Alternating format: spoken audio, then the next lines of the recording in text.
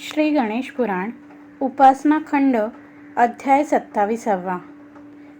कार्तवीर्याची तपश्चर्या शूरसेन आख्यान. गणेश पुराण सांगत असताना भृगु सोमकांतास इंद्र व शूरसेन रूप यांच्यातील संवाद कथन करू लागले.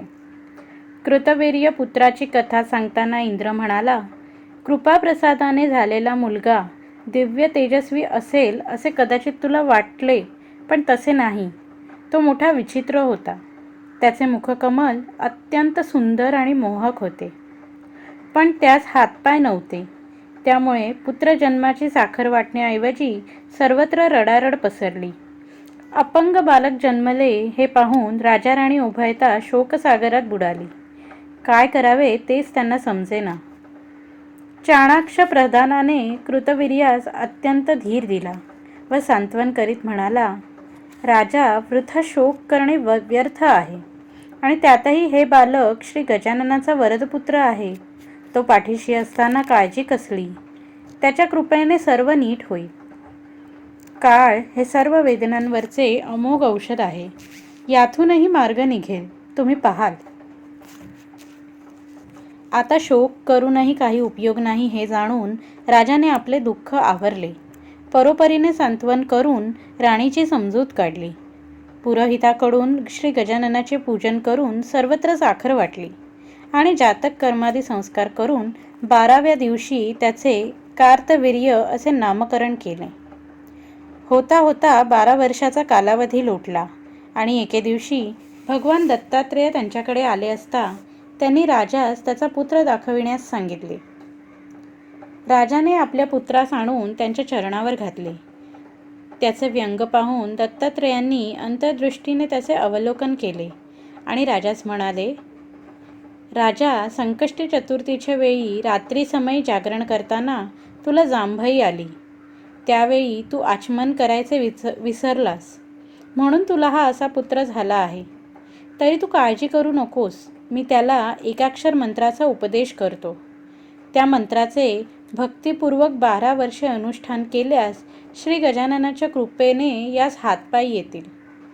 त्यानंतर कार्तवीर्यास एकाक्षर मंत्राचा उपदेश करून आतिथ्य स्वीकारून भगवान दत्तात्रेय संचारार्थ निघून गेले. कार्तवीर्य पित्यास म्हणाला, तात, अरण्यात जाऊन एकाग्रतेने तपश्चर्या करावी असे मला वाटते. तरी तशी व्यवस्था कराल तर बरे होईल. पुत्राचा मनोदय जाणून कृतवीर्याने अरण्यात पर्णकुटी बांधली. कार्तवीर्याची तपश्चर्या सुरू झाली.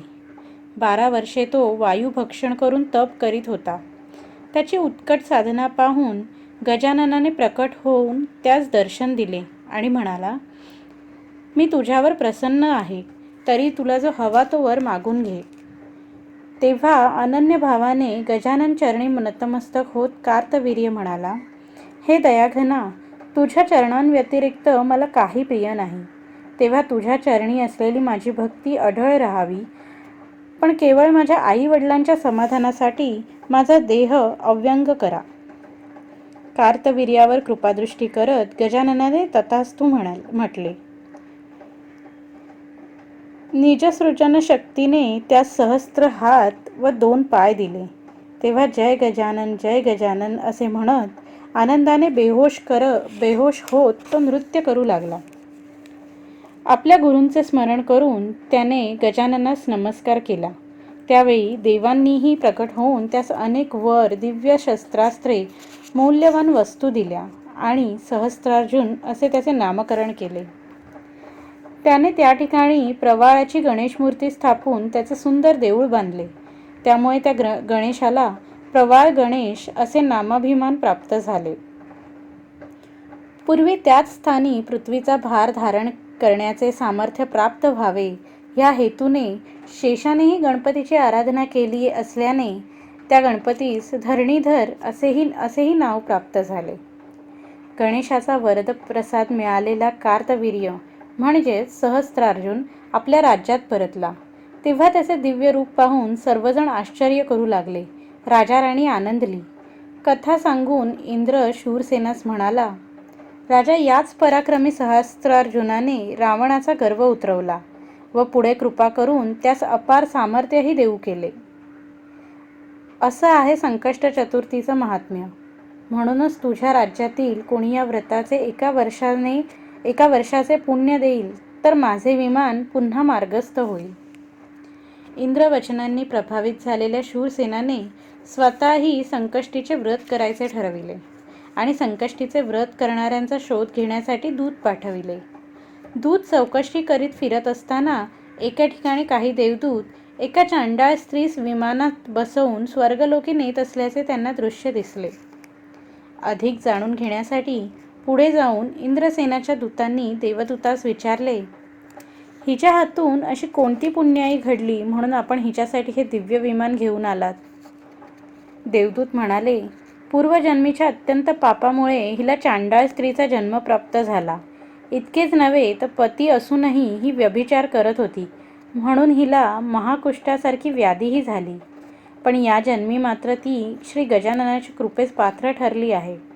संकष्टी चतुर्थीच्या आदल्या दिवशी अतिमद्यपानामुळे ती चतुर्थीचा संपूर्ण दिवस झोपूनच होती.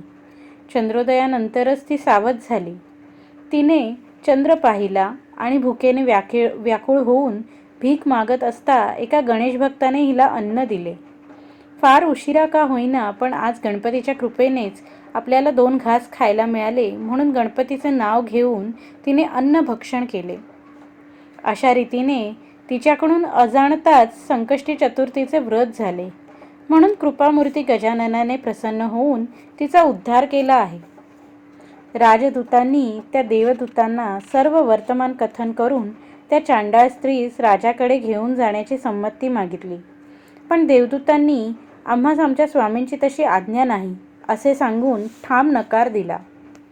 त्यानंतर त्यांनी त्या स्त्रीस विमानात बसविले. तोच तिला दिव्य देह प्राप्त झाला. तिच्यासह ते विमान आकाशात झेपावले.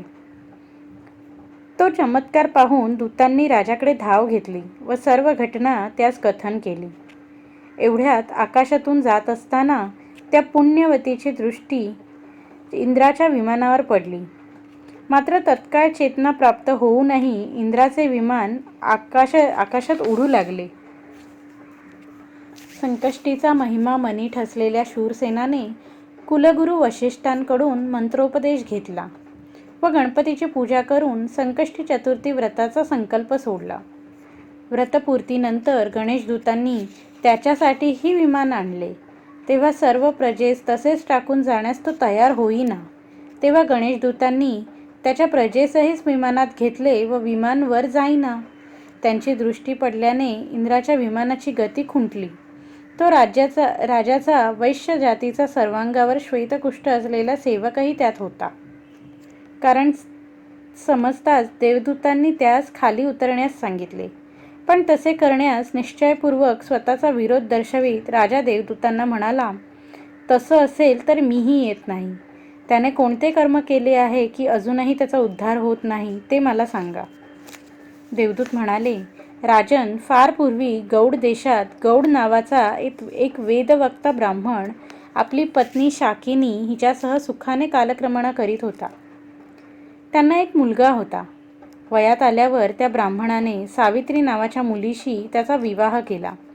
ती नावाप्रमाणे पतिव्रता होती. दुर्दैवाने तो विप्रपुत्र एका वैश्येच्या नादी लागला.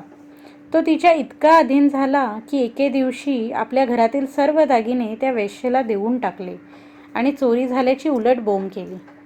दिवसेंदिवस तो घराकडे फिरकत नसे.